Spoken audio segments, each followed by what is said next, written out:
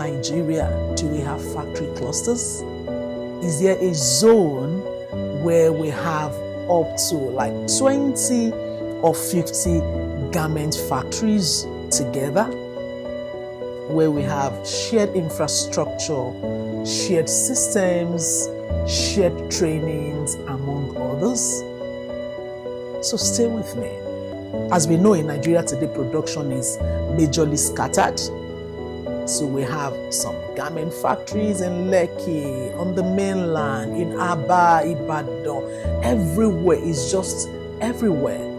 There was a time I was thinking about it, that what if someone who has never been to Nigeria wants to come in and do business with us in a large scale? Let me use this example. Let's say Walmart. I know we do not really like, maybe we may say, oh no, Walmart, no, they have, maybe the standard is not custom made or things like that. But I'm just looking at scaling and looking at the magnitude of an order. So if Walmart or Target wants to produce from Nigeria at the moment a shirt, Walmart is not going to produce 1,000 pieces, not 10,000 pieces, not 20,000 pieces. So is there a place in Nigeria, that place in Nigeria that Walmart can get to? I know that if I get here, I am going to be able to see all the players that is needed, the fabric supplier, the people that will sew and be able to produce, meeting up timelines.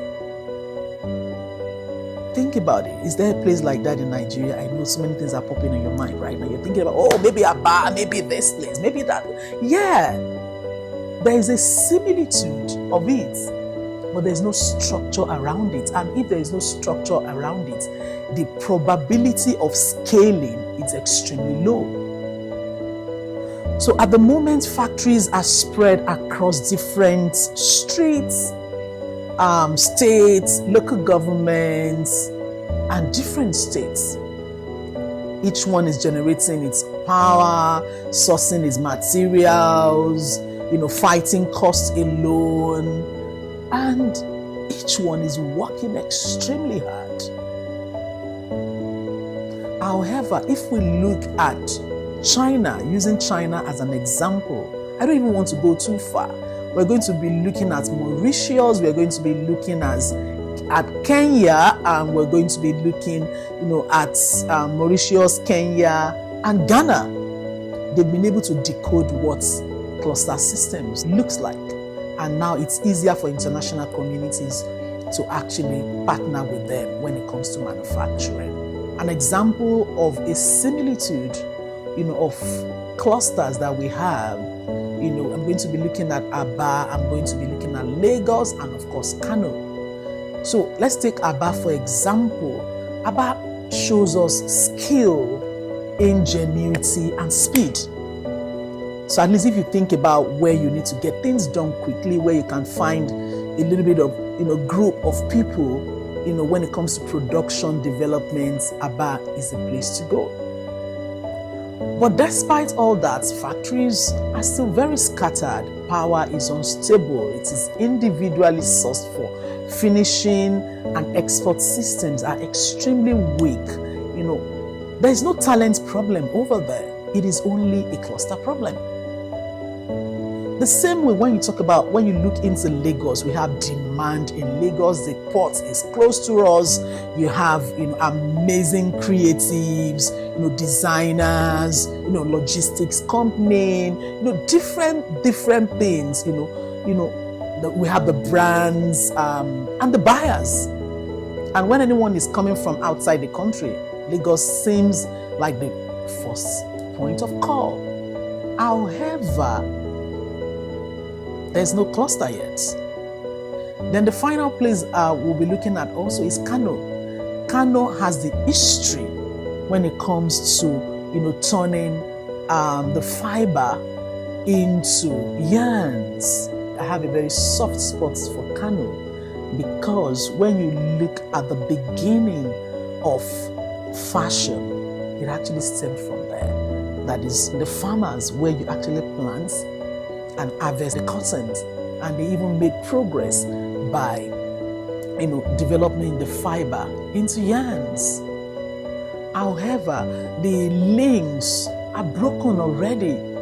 The potential exists because of what we have seen in the past, but the structure is totally not there. So I want us to actually imagine. Yeah, you can close your eyes if you want to. That what is a factory cluster? It's a place where you can find 20, 50, or even 70 garment factories operating side by side. Power will be shared, cutting and finishing are centralized. Workers are trained to have the same standard, quality is consistent and agreed upon. So buyers know exactly where to go. As far as we are now, buyers do not know where to go.